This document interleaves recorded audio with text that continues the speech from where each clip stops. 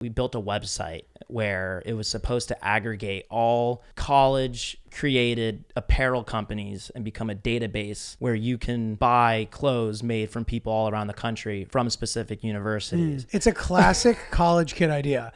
College kid business ideas always revolve around exclusively selling things to college people.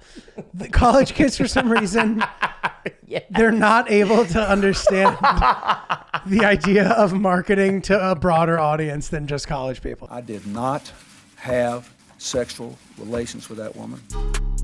Yes or no? Did you ever take banned substances to enhance your cycling performance? Yes. I had no prior knowledge of the planned assault on Nancy Kerrigan. I am deeply sorry for my irresponsible and selfish behavior I engaged in.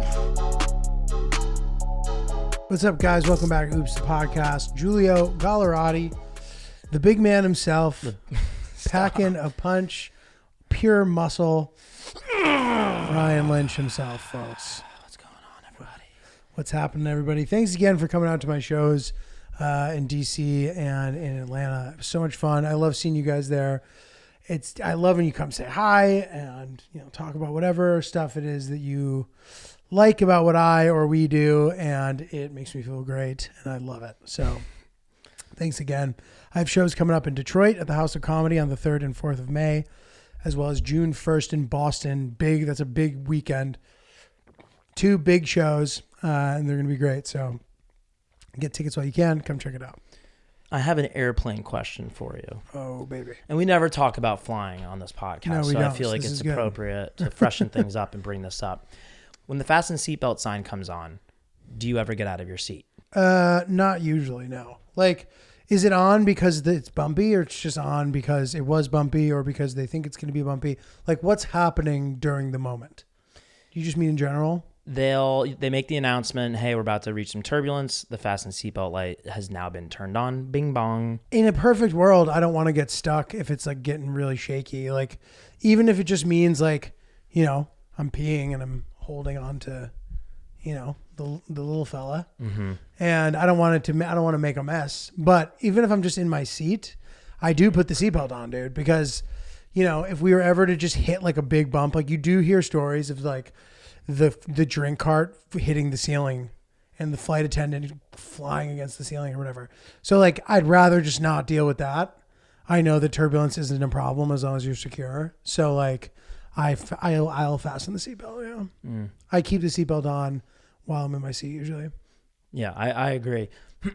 I'm fascinated by the amount of people that like to stand up and just walk down the aisle when we're going through severe turbulence, as if it's like nothing. Did you hit bad turbulence? On our way to Texas, for me personally, it was the worst turbulence that I've experienced since I was a little kid. And as a little kid, it probably was like overly exaggerated. So I could argue this was the worst turbulence I've ever experienced. Were people scared? No. And that's the thing. The 2 people sitting next to me were as blasé as ever. It was just another flight. They're like for on them. on their computer still. One guy was watching Ferris Bueller on an iPad. That's as not turbulence energy as possible. It is crazy, man.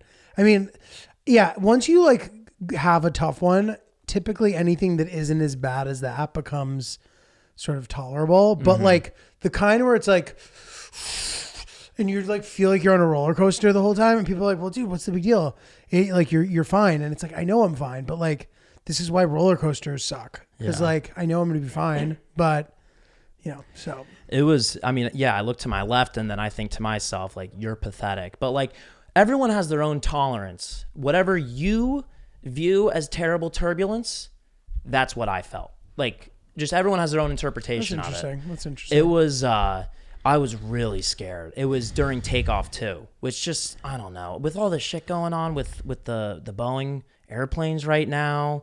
Thank God nobody's crashed. What's happening? Just I'm seeing People these tweets. I'm seeing these tweets from reliable sources of the fuel leaking upon liftoff. They got to turn around and land the plane. The exterior of one of the engines just flying off, catching on fire. It's happening more frequently. And when we were hitting that turbulence, that came top of mind. Just like, am I on one of those planes that's going to be in the headlines tomorrow?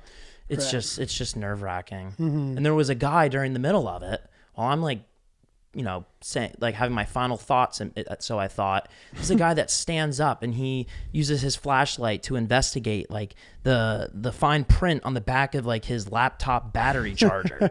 And I'm just like, we are in two like, we on the same plane right now?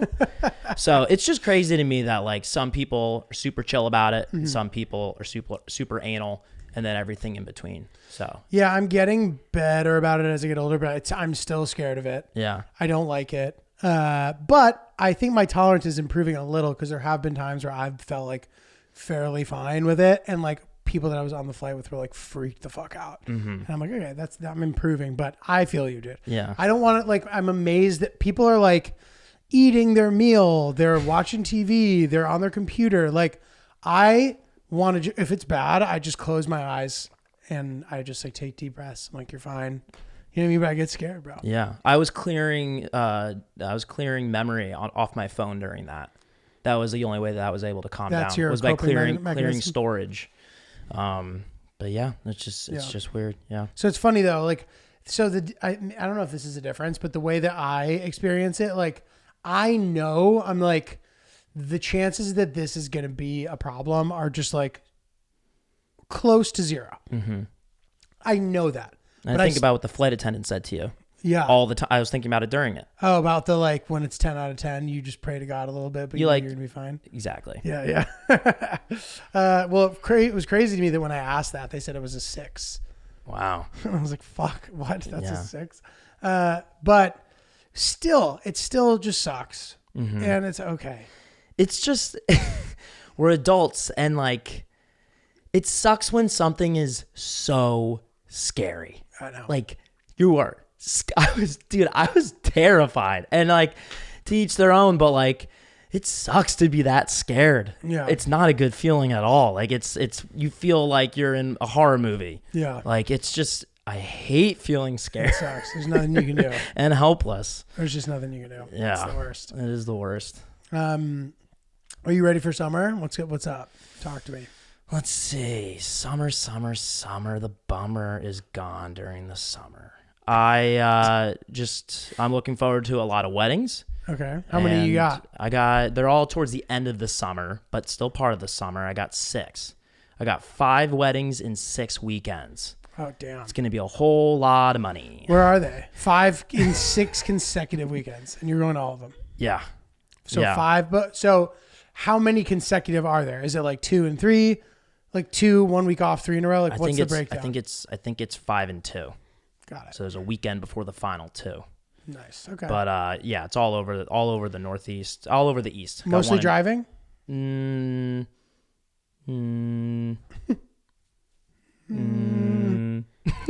Well, I'd probably fly to North Carolina. Got a couple in Mass, Philly, and yeah, they're all scattered around there. Solid. But that's it. What else? The rest of the summer, I am looking forward to going on walks. I love that the sun is up and out at 7:30 p.m. Plan on going to some Yankees games. Obviously, like, besides work and then like comedy and content and things like that, I'm just excited to walk out and about with everybody and just experience another summer in the city. I love it. Yeah, what about you? Yeah, I'm excited to be in our neighborhood in the summer. I think it has always struck me as a good summer neighborhood whenever I've been out here. I was in a play around here when, like, one of my first or second years in New York as an adult. And I remember having very fond memories of McCarran Park and like being in this area during that time. So I'm looking forward to trying to have a nice NYC summer. Hopefully get to get out of the summer a bit too. Hopefully like get some work done, have a good work-life balance, and yeah, man, I will say, like, as family planning is becoming more of a real thing, I'm trying to basically just like get shit popping before I have a bun in the oven. And I know it's not my oven that it will be in, but once I've put a bun in the oven, I would like to have all of the things that I want to be big revenue generators doing just that, so that I can keep doing them once I have the kid. Because if not, you know what I mean? Like I'll have to defer to whatever my schedule is allowing. And if the things that I'm doing are not generating money, then I won't be able to do them as easily. So I'm trying to figure that out, but I'm ready to work. I feel ready to work. Like I love to hustle, man. I love the game. Julia loves the hustle. That's how I'm feeling right now. You know, That's good, dude. It's good, man. And you're doing it in Brooklyn. Okay. You know what's a great way to make some money? What? Drop shipping. Yeah, I've heard that. I don't know how to get in on that. So, dude, I know people who have done it and who have like who've become very successful.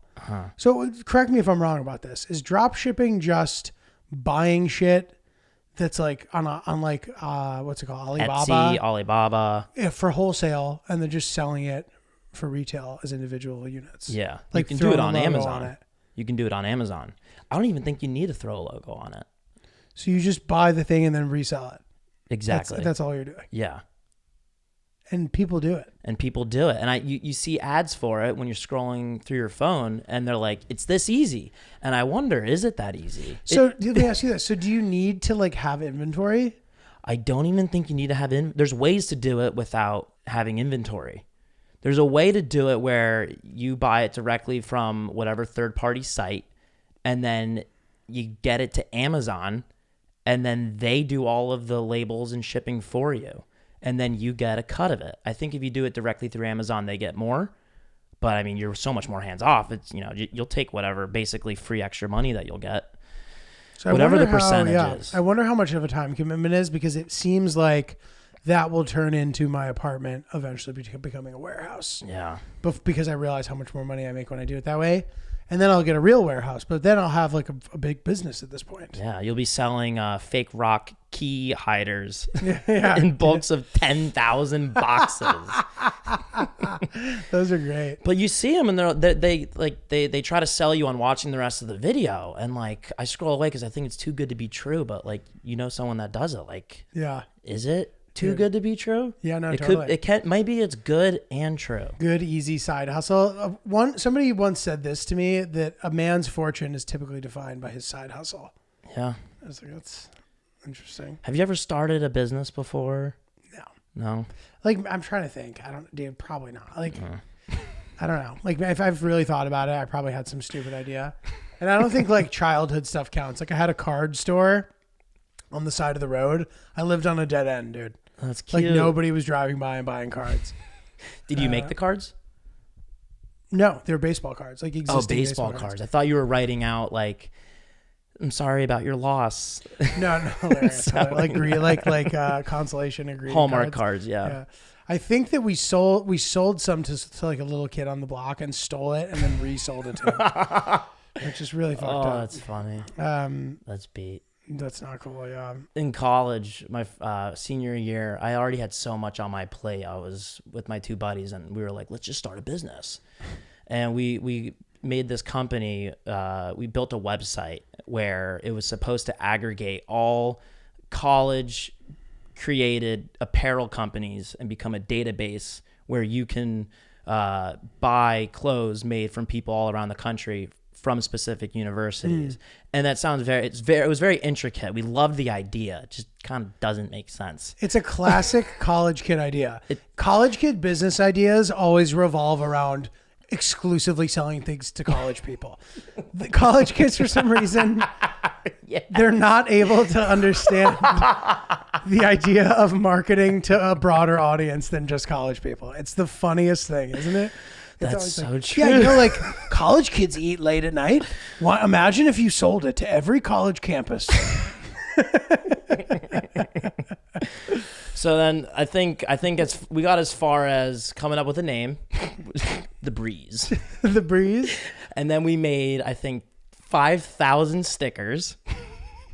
Of The Breeze or of the different colleges? Just The Breeze, because my one friend was a graphic designer and he made a logo. It was just The Breeze, and then we took photos with the stickers on laptops, and then we got bored. Sorta, yeah. But we spent hundreds of dollars on like the website. The website's sick. Is it still there? I don't think so. But my buddy Steve, he's an amazing web designer. Thebreeze.blogspot.com. I think it was thebreeze.io. What? Yeah. There's .io already then? That's sick. I would love if it was still open. yeah, no, it's gone. But it was a beautiful website where like if you were scrolling down, the graphics would like, it was like a movie in real time. It would go up. It was like a mountain, and then the clouds would come and tell you about like the page and just nothing else. But it was always like you can put stuff here, you can put stuff here whenever you have more of a company. But having the website was a cool thing to tell people about. And having the logo was so awesome to show off. And hopefully you did not have any Confederate generals carved into the side of the mountain. No, none of on that. the website. No, I think it was not that kind of mountain. Well, dude, I had an interesting convergence of different people in my life kind of coming together over this weekend of shows that I've been talking about the last couple episodes. But so, I mean, first of all, it's always fun to reconnect with whoever comes to your shows, you know, from your personal life. So like, one of my next door neighbors growing up came to my Thursday show. A buddy from college came to Friday. A person who I met who has like ties to sort of NGO Afghanistan stuff, who I've talked to online, came on Saturday. My other buddy from tennis came on Saturday. And then Sunday, one person from like each point of my life was at the show. And we all ended up hanging out at one point, and it was surreal. So like my cousin Luca, who's from Italy, who lives in Atlanta now, but like I grew up going to Italy for the summers, and I'd hang out with this guy all the time. So like even hanging out with him in America was a mind fuck to begin with. But now as time goes on, he's been here for a while. We'll hang out. He's like a great chef, by the way. If you guys need a private chef or something, he is the funniest guy, and he's an amazing cook. The Vespa Chef is his Instagram. Hit him up. So he was there with his wife. My buddy Hans, who's another buddy from college, was there. My two friends from like elementary school, high school were there. And then I had some comedy friends there, and we were all hanging out together. Vibing? Yeah, it was fun. I mean, it was awesome. like this. My friend Jordan and Rachel from growing up, the comedian Carlos, Danny was there, and we all are hanging out, getting drinks together, and it was like weird, bro. Like it was great. I was having a great time, but it was weird to like have all these different people from like every moment of my life. I felt like my brain was gonna like malfunction and break down. And I'm assuming they all know you, but going into that, they didn't know each other at all. So you were kind of like the nucleus. Big time. Yeah. So that is a weird feeling. Yeah, absolutely. And it's fine. Like they all are good socially. Like it totally worked, but it was stressful kind of. It's like, this is crazy. It can still be great and stressful at the same time. Yeah. Yeah, that's interesting. Yeah, maybe stressful isn't even, I don't know if stressful is Maybe the right- intense? Yes. Intense. A little overwhelming? Intense is the right word. It's just like a lot, but it was so fun. And like, it was the end of this long, great weekend. So it was like, it was easy for it to be a fun experience. But like, yeah, there was times where I was like, is this even real? Like, this feels so surreal right now. Yeah. You see your elementary school buddy putting his arm around your cousin. Like, it's just Right, exactly. It's like crazy, dude. It is weird when you introduce two different groups to each other and the yin and yang. There are certain people who you can't really bring around other people. Have we talked about this? Loosely. Yeah. That is a tough thing sometimes to like, you're like, this guy's going to be tough if I bring him around these people. And then you feel bad. Your friend will be like, what's up? And I'm like, I'm down to hang with you, but like, I want to hang with these people too. And I know that you can't hang with these people, so I'm not going to invite you.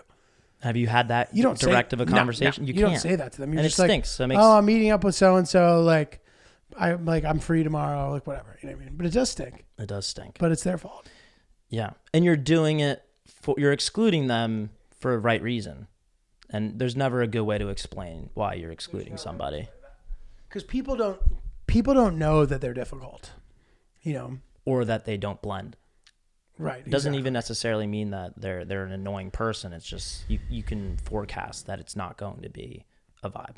Totally, dude. Totally.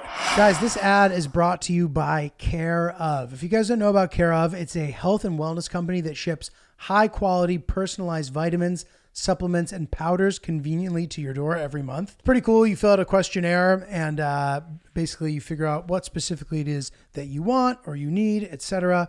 And they arrange a nice package that they send to you. One thing that I really love about it is a lot of the time it's hard for me to kind of visualize all the things that I want to be taking unless it's in front of me. It's almost kind of like the playlist thing we were talking about because it's hard for me to build the playlist. It's only easier for me to have the things in front of me and to take them away.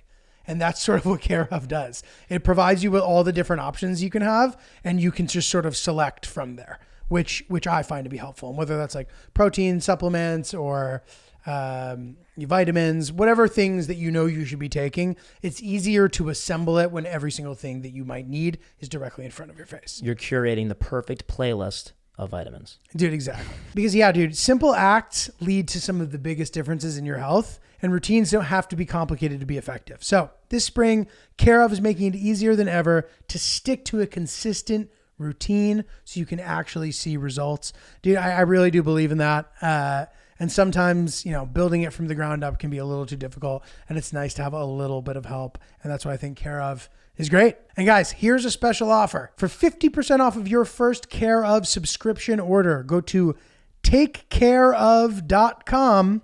That's take, T-A-K-E, care, C-A-R-E, of.com, takecareof.com, and enter code OOPS50 for 50% off of your first Care of subscription order. Go to takecareof.com and enter code OOPS50. That's OOPS50. Well, guys, as we record this episode, it's a day before I'm taking Hillary to the Bad Bunny concert, which I'm very excited about. We're going, me and her, 2 of her friends.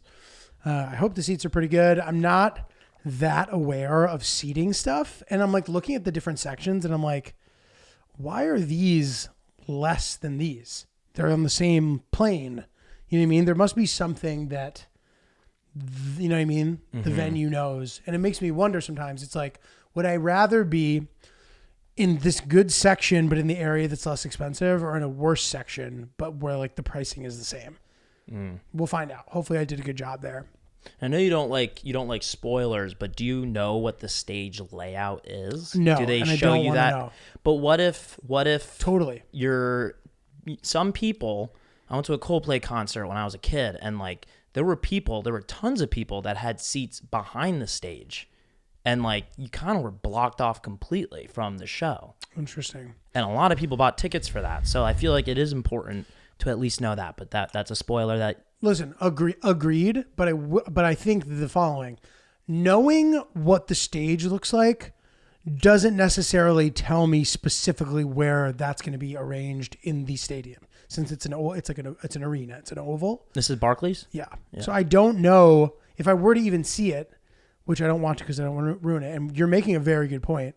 It doesn't say that the seats are obstructed, and it would, because it tells you that typically. Mm-hmm. So I'm hoping that it would at least say that, but I don't really know. And I know the floor seats are the best, but like I don't want to stand. I want to sit. Yeah. And I know that Hillary sort of agrees with that. In theory, I guess I could be into the floor, but the floor is more expensive anyway. Mm-hmm. But so I've also gotten her another gift, which I'm excited about. It's a little bit of has some trickery to it. Not that I think she probably forgot this because it happened so long ago, but she wanted this camera. The camera she thought was too expensive, I think. So she found this other camera that was kind of comparable, but was just in a way more reasonable price range. And she was kind of talking about it. She's like, if somebody were to get me this or something, it would be cool or something. I don't know. And I sort of like noted that. And then I actually originally bought that. And then I was like, oh, that's no fun. Like, what if I actually got her the sick one? So I returned that one, got the sick one. And then I think enough time has passed by that it's not on her radar. So I didn't need to do this, but I still thought it would be funny. So I bought a bunch of boxes that are different sizes, and I sort of arranged them like one of those Russian dolls where like you open it and there's a smaller one. So there's this giant box that's wrapped right now, but the gift itself is much smaller. So like she's going to have to open 3 boxes to get to the final box, which is like stupid, but hopefully it'll be fun. No, it's kind of fun, right? It is fun, and it's going above and beyond. I think it's a fun thing. Above and beyond. It's a special birthday for her, and it's just it's fucking fun, dude. It's fun to be excited to give someone a gift. That's a fun feeling. Yeah. So anyway, I hope that she likes it, and I hope it's a big weekend for her. I mean, it's her. We're going to the concert, then it's her bachelorette, which I've also made a video for because they do that classic thing where they interview you and they ask you shit. No, I'm not aware of this. Okay, so what they do, by the way, we've talked about this, I think, a little, but bachelorette parties are so much more creative than bachelor parties. Like, they do all these fun things. They dress up like grandmas, and they do a pub crawl. Then they do all these games. They do the thing. All right, so say you're the groom-to-be. One of her friends will sit down with you and make a video asking you questions. and before you answer them, you pause it and she answers to see if she can guess what you're going to say. And fortunately I have some like skills that help make a better video in that capacity. Like I have microphones, I edited the video for them. So I'm hoping that it like makes it good. We'll see. But we did some like fun editing tricks and like some fun shit. So hopefully that'll be a nice touch. And then her big birthday party on Saturday. So that's great. When, where's her trip? There's no trip. It's here. Oh, it's here. Everyone's coming here. Everyone's coming here, and then they're staying for the party the next day. That's great. Which is a fun, all a fun thing. So, yeah, man, it's gonna be a big weekend. I can't think of like a bigger weekend for a person, to be honest. Like Sunday's gonna be tired. Close the drapes, lay on the couch. It might be a long, get some takeout. Yeah, and a little sweepy time. Chilling. But hopefully she will, I think we'll be like hopefully so gassed from how amazing the weekend was that like we'll feel really good on Sunday, and like our emotional tanks will feel full instead of feeling drained. You know what I mean? Filled with love. Love and compassion. Being loved, feeling fucking good. Yeah. I think that's a good move with how expensive bachelorette and bachelor parties can be. I'm sure some people are visiting from out of New York, but doing something local. Isn't that what Francis did? He did like a big dinner, like a one night thing. No, Francis, we surprised him. He basically, to his golf course, there's this boat. So basically we all got on the boat without him knowing we were going to be there. And then we like surprised him and all went there and like had dinner and putted and had drinks and stuff. Yeah. I feel like that, and that was a one night thing, right? Mm-hmm. I like that idea. Idea a lot. I think it's fun too. Yeah, I have a trip coming up in June with 20 people, and a bachelor party going back to Texas again, and I'm very nervous about the financial implications of that. Was it expensive this weekend that you went? It was fine. It was fine. It was also my best friend, which is. And the guy that I'm going to, he's also a really good friend, but it's more so the group of people that I was with where, you're a little more lenient on the wallet. Where I'm going in June is with a bunch of strangers. And I'm fearful when there's that many people that somebody will order the expensive bottle of whatever.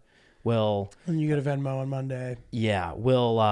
Just nonstop hound us to get a box at a bar that none of us intended to go to, but the pressure would lead us all going there and then spending an extra hundreds of dollars that we didn't anticipate spending. I'm a little fearful of that. And when you do a one night thing, especially local, you can just dip. You're having a big year.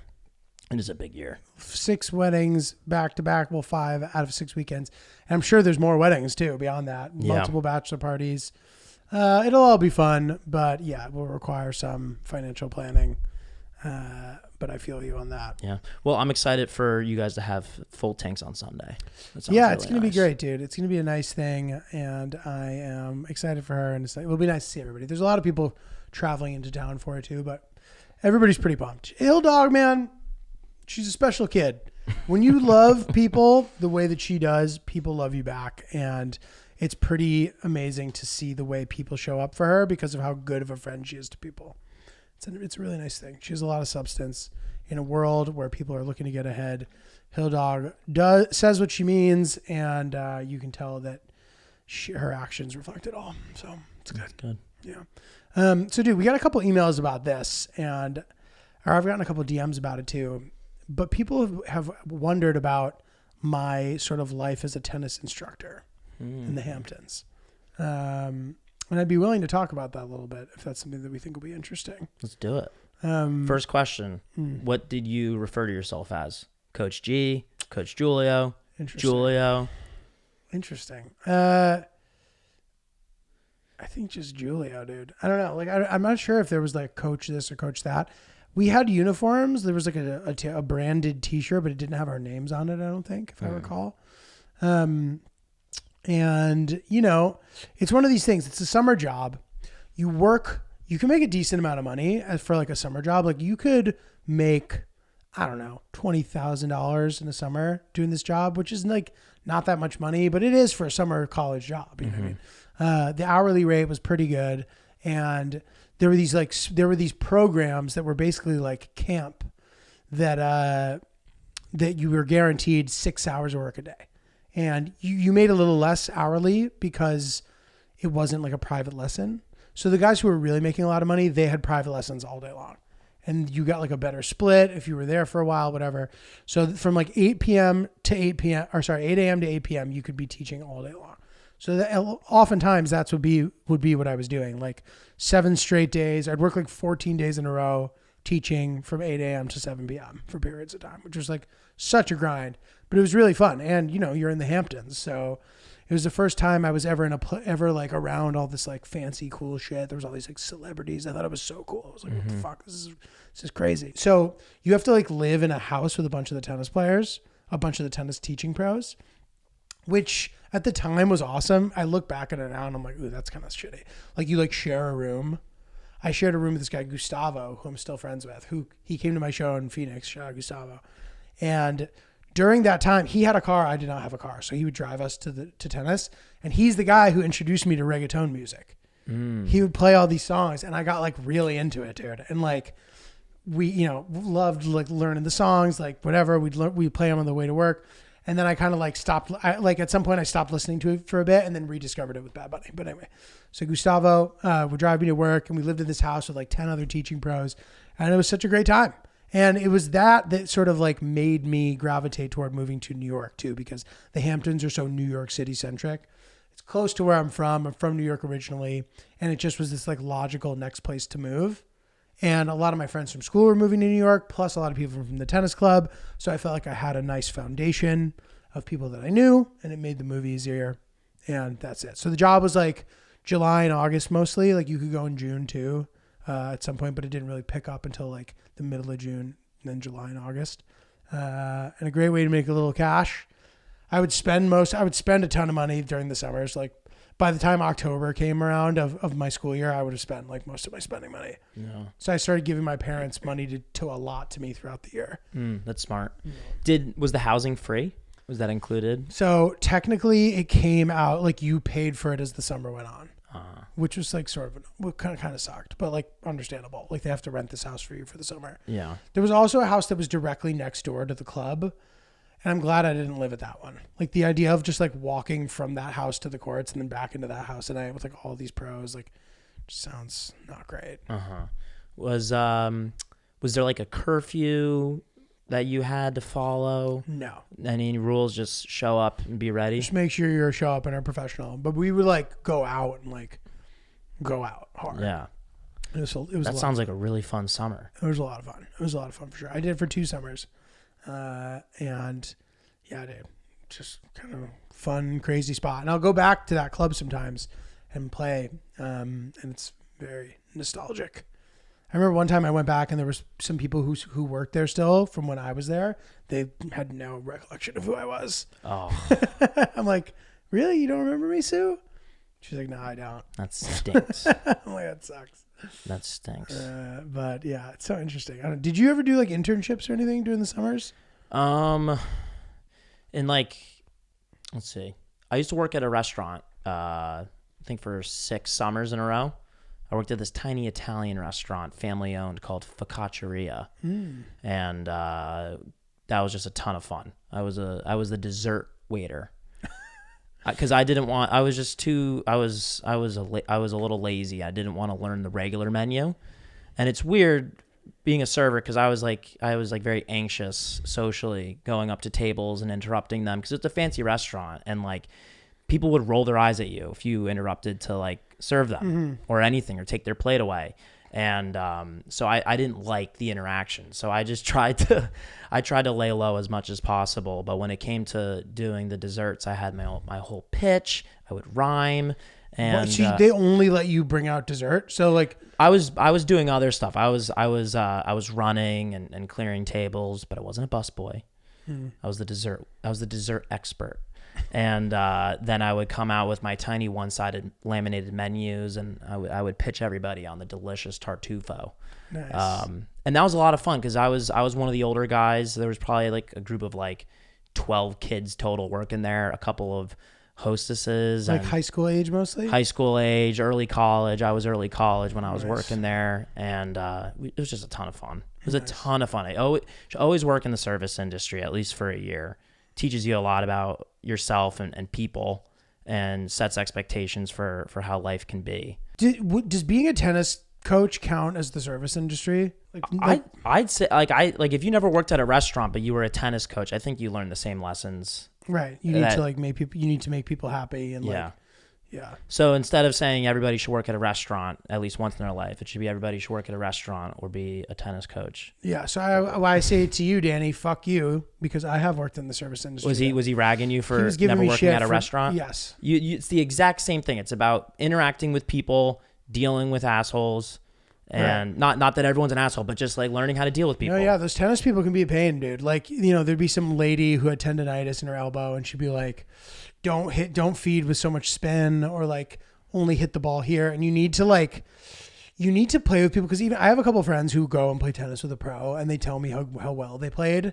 And all I can think is how the pro knows how to hit the ball to you so that you can be the best that you can be. Mm-hmm. And you don't realize that. So if I were trying to make it so that you couldn't hit the ball because I'm trying to beat you, you would play terrible. And then you don't understand that. You're like, why? I played so well on Sunday. Yeah, because the guy was hitting flat, no spin shots directly into your strike zone so that you could hit them because you suck. Mm.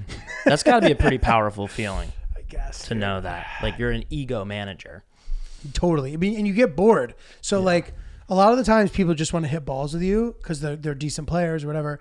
So you can make fun games in your own brain to like make the time go by faster. So what I would do sometimes is like, I'd try to just not miss a ball the whole time. Mm-hmm. And I try to not let them hit a ball by me.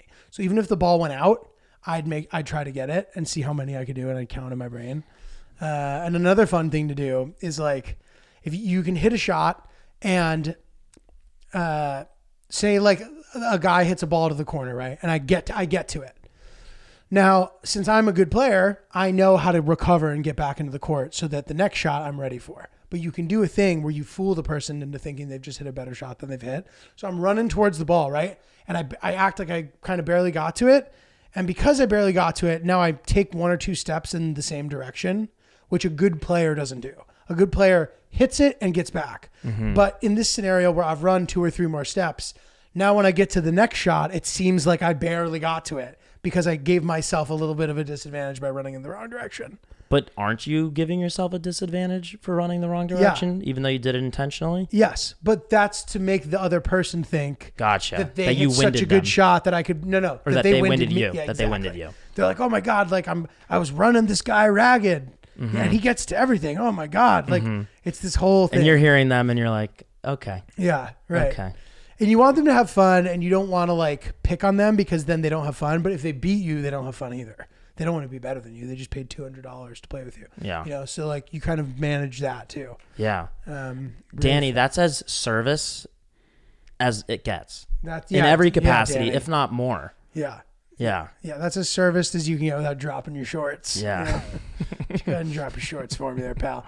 Guys, if you're looking for a good gift to get for your mom for Mother's Day, we highly recommend checking out the Skylight Frame. Skylight Frame, baby. You've heard of them. You've heard of them.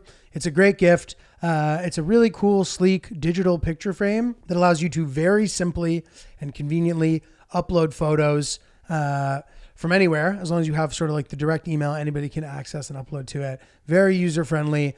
I got one for my parents. They love it. They love using it. It's fun for them to sort of like curate different collections depending on the mood or what's going on. It's also a really cool way, for example, if you went on some cool trip or whatever, in real time, you can literally share stuff from your trip onto the frame if they allow that with the permissions. It's sort of like a winning gift.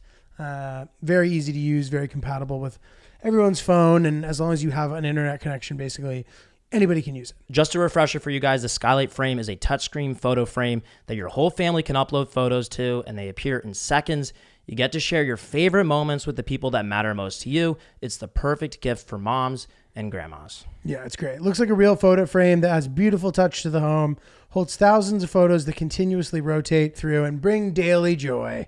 The skylight frame has a gorgeous touchscreen and comes in 2 sizes, the original 10-inch or the newer 15-inch gallery frame.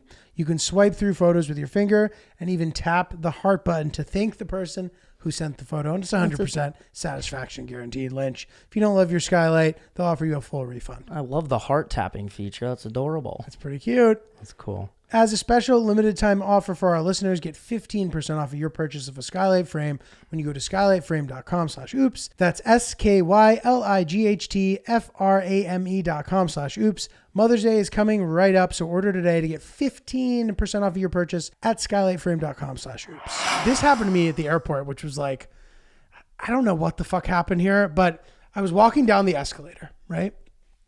And you know how sometimes as you walk down the escalator, people typically will go to the left or whatever if they're not moving, and they'll go to the right if they want to walk down. And sometimes there'll just be somebody blocking it.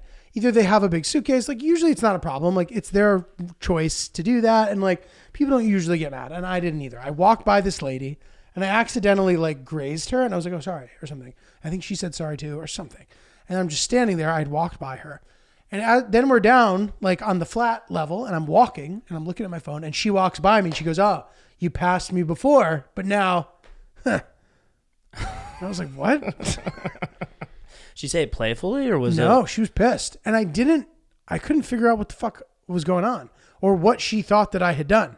I was like, what's wrong with me walking by you? I wasn't like, that's weird. Maybe she thought it was annoying that I grazed her, or maybe she thought that I was annoyed when I turned around and said something to her. I don't know, dude. I couldn't figure out what the fuck was going on. The way she said that, it seems like she feels like you wasted both of your time. You wasted her time bumping into her only for her to pass you. Right. If she never saw you again, she probably would have been okay with that because you accomplished what you probably were doing if you needed to pass her. How was her sorry? Like what was the energy of her sorry? I don't know. Because that's really that's so weird. That's very questionable that she'd be pissed off after like oh, I'm sorry. Maybe she didn't even say sorry. Maybe I just said sorry. Like she like leaned into my way as I was walking by her, and maybe that like alarmed her. I don't know. But she kept, and when she said it to me, she's like, "Oh, you passed me." I think I just went like, "What?" I think I like said something like I didn't even get it. It was ridiculous. And then did you pass her? No, she just kept walking by me. And she kept turning around and like seeing if I was, it was almost like she like didn't want to see me anymore after she had done that. It was just so aggressive, bro. And this woman, like, I don't know. We don't, she just, yeah. No. 2 wrongs don't make a right.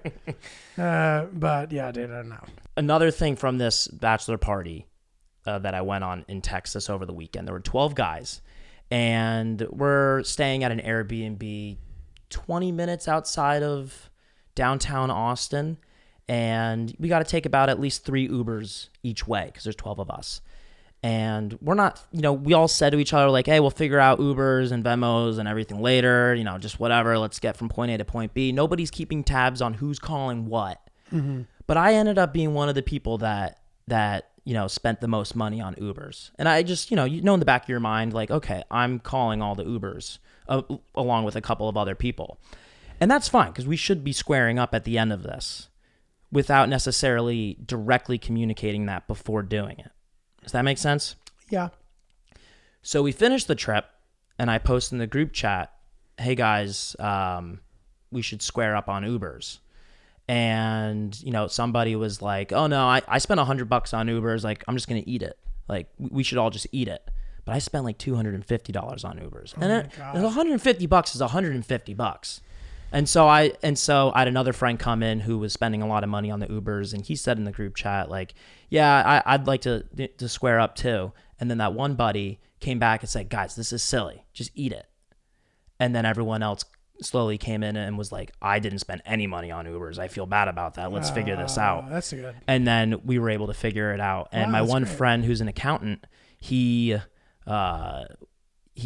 plugged in how much money everybody spent cumulatively and then used equations and formulas to figure out who's going to Venmo who certain amounts of money. That's helpful. And it worked out very amicably, but like, that's a tough spot, and that's something you find yourself in during large groups. Is there any better way to communicate trying to resolve that before? Whatever you just said is the best version of that I've ever heard. Like, it's like, it can be cringe to like ask about settling up. So like you need to be in like a group where everybody's cool about it, because you don't want to be like a weirdo. Like even the idea of like you go out to a big group dinner and instead of just splitting it, there's a person who sits down and writes every single thing everybody ordered. Like that's obviously overkill.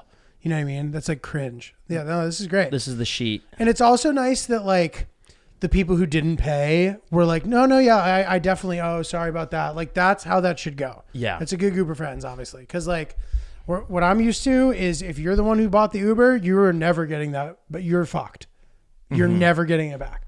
Like the only acceptable time to like Venmo people is like if it's dinner and you're literally like, I'll pay, you guys Venmo. And then you're chasing people down for 3 weeks to pay. Yeah. Which is so whack. You got to pay that right away, guys, when someone sends you the Venmo. Yeah. No, bro, that's the best way I've ever heard. You're like, no, I got it. We'll settle up later. And then you actually do. That's the best. It's the best. And the $100 man, I think he was just trying to be nice, but I don't think he was. I don't think he realized that you guys spent so much more than him. He's not a villain. It's just that's one of the characters in this little play called Settle the Bill. And what a little play indeed. So it ended amicably. I do have a prank that I think you'd appreciate. Please. That I pulled on my buddy. So we did the bicycle, drinking bicycle one afternoon in downtown Austin. Everyone's pedaling. Oh, yeah. There's a guy, we bring our own drinks, handing out high noons and drinks, and we have a really good time, and we get pretty banged up. And we were planning on staying out the rest of the night. It's around 4 o'clock in the afternoon. So we stop at one of the bars on Rainey Street. There's a burger stop. There's a burger pop-up shop that just opened there. So we were excited. We got burgers. People are drinking waters. Some people are more banged up than others. My friend Brian happened to be one of the few that was very banged up. And we love messing with each other. I love poking his buttons. He gets very angry. He gets flustered and he causes a big scene. But at the end of the day, it's all playful fun. So everyone's sitting down and congregating, recovering, getting ready for the night. I go inside the bar and they have plastic cups and water stations for everybody. You don't ask the bartender for water. Now this was like a Keurig machine type of water machine. So I was on my 5th cup, and when I go to put the 6th cup in, I must have accidentally switched it over to hot water. And so, and I didn't realize until after the fact, it had boiling, scorching, burn your face off hot water going into this cup. And so I walk out with the 6 cups and I'm like, guys, I got waters for everybody. And you know, there's like a group like, oh, thank you. Yes, sweet. Agua, great. And so I hand it to one guy, I hand it to another guy. I hand everybody waters. And my friend Brian, who needed water the most, reached out with the most like precious thank you in his eyes. And I hand him the water and I'm like, here you go, bud. And he's like, thank you. And he goes to take a sip and he's like, what the fuck is this? And I was like, and then we all played dumb and everyone realized. You all knew you had done it though? No one knew at the time. He's like, you gave me hot water. And I was like, dude. You didn't know either? I knew it was hot water. Oh, yeah, yeah. I was like, dude, it's water. And he's like, no, this is fucking hot water. And I was like, guys, is it wrong of me to bring everybody water? My bad, Brian. I thought you wanted to be hydrated. My mistake. Sorry for looking out for you. And he was like, dude, this is so fucked up. You have no idea what I'm going through right now. I'm not feeling well. This isn't funny. And everyone was egging in and cornering on this guy and was just like, dude, he just wants you to stay hydrated. Don't be mad at him. It's just water. Doesn't matter how it comes. You drink it. That's good. And he just kept getting flustered and we were all pretending like it wasn't a big deal, so much so that he ran away for an hour. And then he came back and he was fine. Then he was fine. It's funny. It's a really good prank. The only problem with this prank is that if it's really fucking hot and the person goes to start chugging it, they will actually hurt themselves, which is not that fun. But if you can get it to like a temperature where like you can chug it and not burn yourself, it's ridiculously funny. It's really good. I like that one a lot. Thank you. I wonder. You stumbled on that one. I wonder if like, can you drink boiling hot water? What would happen if you burn your mouth? You get burns. Boiling hot water drinking contest. How was the weather in Austin? It was beautiful. Yeah, it was beautiful. It was like in the 70s all the way through. Sunny, gorgeous, no humidity. Yeah, nice. It's a really good time. It's great. And then just a bachelor party group trip fun idea. Order some yo-yos. I obviously I'm a taken man, but had a couple of single guys with me, and to be a good wingman, have a little prop. The yo-yo is a very versatile tool to get people involved when you're at a large bar. You got a yo-yo, you take it off, you put it on someone's finger. They get excited because they haven't seen that since they were a little kid. They want to play with the yo-yo. They give it back to you. Classic. You show them you doing it faster because you don't actually know any real tricks. But then you meet someone that does actually know tricks. You can use it as a what's it called? A limbo bar. Oh, nice. So it's just a very versatile tool, and it's very silly. I like that a lot. So very solid, suggest guys. that, yeah. Well done, Lynch, down there. We love you guys. Hit us up, oops.podcast@gmail.com, at oops the podcast. I'm at Not Julio, at Not Julio G on TikTok and Snapchat. Come see a show, Detroit and Boston in the upcoming months, as well as Portland and Pasadena, California. Check out my website, notjulio.com. Lynch, what do you got going on? Ryan is really polite on socials. Hoboken show on April 26th. More details to come. And just again, we love the emails. You guys send great emails. Want to hear more from you guys. And we'll see you guys next week. Take care.